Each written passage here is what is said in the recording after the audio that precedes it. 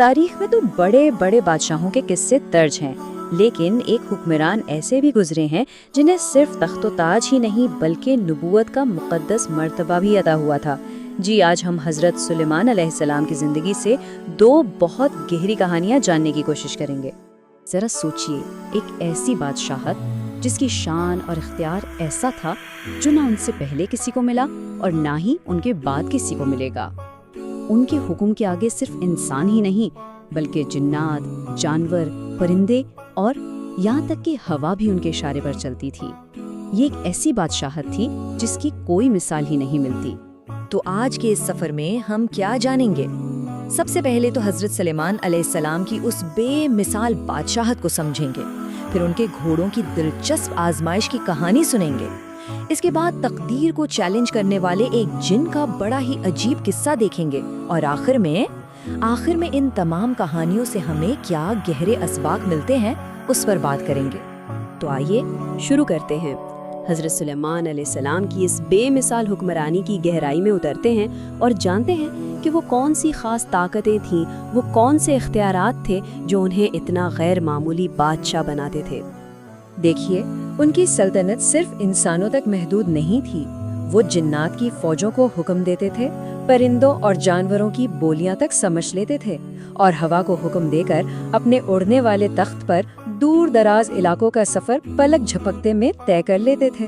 ان کی حکمت کے چرچے اتنے تھے کہ ملکہ بلقیس جیسی عظیم حکمران بھی ان سے ملنے تشریف لائیں۔ اب ہم پہلی تمثیل کی طرف بڑھتے ہیں۔ یہ کہانی ہے دنیا کی خوبصورتی اور اللہ کی عبادت کے درمیان ایک کشمکش کی۔ بہت دلچسپ کہانی ہے۔ ہوا کچھ یوں کہ ایک دن حضرت سلیمان کی نظر آسمان پر اڑتے ہوئے کچھ پروں والے گھوڑوں پر پڑی۔ ان کی خوبصورتی اور دلکشی ایسی تھی کہ بس دیکھنے والا دنگ رہ جائے۔ وہ ان گھوڑوں کو حاصل کرنے کی شدید خواہش کرنے لگے، لیکن ان کی رفتار اتنی تیز تھی کہ وہ پل بھر میں نظروں سے اوجھل ہو گئے۔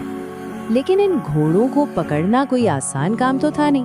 اس کام کے لیے حضرت سلیمان علیہ السلام نے ایک سرکش جن شمدون کی مدد لی۔ اب شمدون نے ایک بڑی چالاکی بھری تدبیر سوچی۔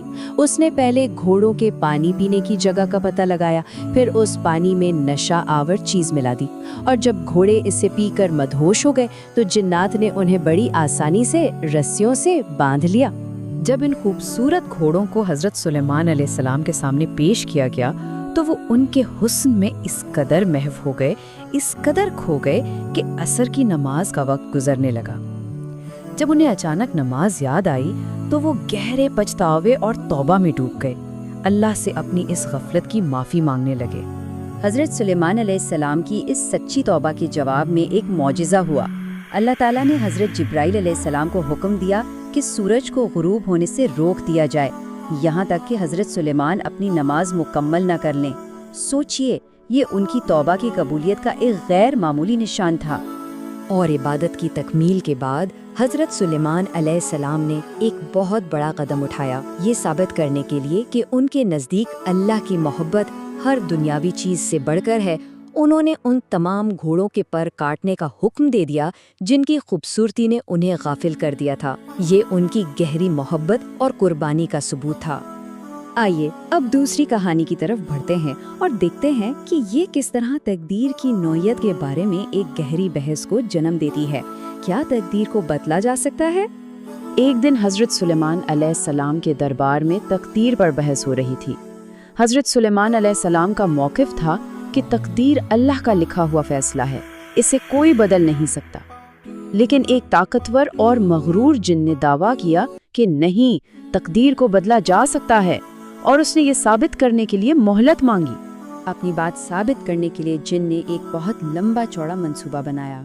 اس نے ایک چھوٹی بچی کو اغوا کر لیا جس کی قسمت میں لکھا تھا کہ اس کی شادی ایک شہزادے سے ہوگی۔ اس نے لڑکی کو سالوں تک ایک ویران جنگل میں قید رکھا تاکہ اس کی تقدیر پوری ہی نہ ہو سکے۔ لیکن تقدیر نے اپنا راستہ خود بنایا۔ ایک رات ایک طوفان نے ایک شہزادے کے جہاز کو تباہ کر دیا اور وہ پناہ لینے کے لیے سیدھا اسی لڑکی کے گھر پہنچ گیا۔ کئی سال بعد جن اس لڑکی کو حضرت سلیمان علیہ السلام کے دربار میں لایا اور بڑے فخر سے اعلان کیا، میں نے تقدیر بدل دی ہے۔ اس نے دعویٰ کیا کہ جس شہزادے سے اس لڑکی کی شادی ہونی تھی وہ تو سمندری طوفان میں ہلاک ہو چکا ہے اور اب اس لڑکی کی شادی کسی اور سے ہو چکی ہے۔ میں اپنی شرط جیت گیا۔ جن کو تو اپنی جیت کا پورا یقین تھا، لیکن کیا واقعی اس نے اللہ کے لکھے ہوئے کو بدل دیا تھا؟ کیا تقدیر ہار مان گئی تھی؟ جیسے ہی حضرت سلیمان علیہ السلام کے حکم پر گھر کا دروازہ کھولا گیا، لڑکی اپنے شوہر کے ساتھ باہر نکلی اور یہ دیکھ کر جن کے تو جیسے ہوش ہی اڑ گئے کہ اس کا شوہر کوئی اور نہیں بلکہ وہی شہزادہ تھا جس کے بارے میں وہ سمجھتا تھا کہ وہ مر چکا ہے۔ یعنی جن کے اقدامات نے تقدیر کو روکا نہیں بلکہ انجانے میں اسے پورا کرنے کا ذریعہ بن گئے۔ تو ان دونوں طاقتور کہانیوں سے ہمیں طاقت، ایمان اور تقدیر کے بارے میں کیا سبق ملتا ہے؟ آئیے ذرا ان کی حکمت کو یکجا کرتے ہیں۔ پہلی کہانی ہمیں سکھاتی ہے کہ حقیقی طاقت دنیاوی چیزوں پر ایمان کو ترجیح دینے میں ہے اور یہ کہ سچی توبہ ہمیشہ قبول ہوتی ہے۔ اور دوسری کہانی وہ یہ واضح کرتی ہے کہ انسان ہو یا جن، کسی کا بھی منصوبہ اللہ کی مرضی سے بڑا نہیں ہو سکتا۔ تقدیر سے لڑنے کی کوشش کا انجام صرف ناکامی ہے، کیونکہ جو ہونا لکھا ہے وہ ہو کر ہی رہتا ہے۔ حضرت سلیمان عین کی زندگی ہمیں سوچنے پر مجبور کرتی ہے۔ جب کسی کو بے مثال طاقت عطا کی جاتی ہے تو اس کی سب سے بڑی آزمائش کیا ہوتی ہے؟ کیا یہ دنیاوی چیزوں کو قابو کرنا ہے یا اپنے نفس کو اللہ کی رضا کے تابع کرنا؟